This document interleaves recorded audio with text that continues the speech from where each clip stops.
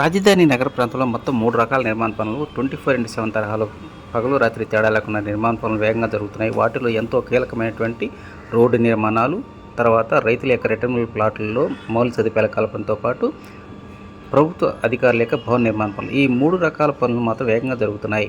ఇక వాటిలో ఎంతో కీలకమైనటువంటి ఏదైతే అమరావతి రాజధాని ప్రాంతాల నుంచి తూర్పు వైపు రాకపోకలు కొనసాగించడానికి కీలకమైనటువంటి రహదారులు E12 అదేవిధంగా E13 ఈ 2 రోడ్ల నిర్మాణ పనులు కురగాల గ్రామ శివార్లు శరవేగంగా జరుగుతున్నాయి.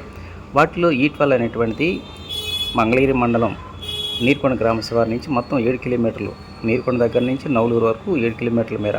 ఈ రోడ్డు అనేటువంటిది అమృత యూనివర్సిటీకి ఉత్తరం వైపు నుంచి ప్రారంభమవుతుంది. అదేవిధంగా E13 అనేది కూడా నీర్కొండ గ్రామ శివారు నుంచి ప్రారంభమై SRM యూనివర్సిటీకి దక్షిణ వైపు నుంచి మొదలవుతుంది.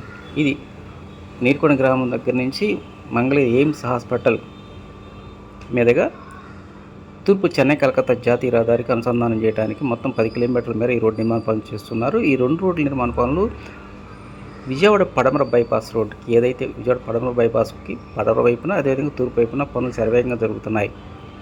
రోడ్డుకి ఇరువైపులా డ్రైనేజ్ వ్యవస్థకు సంబంధించిన పనులు జరుగుతున్నాయి.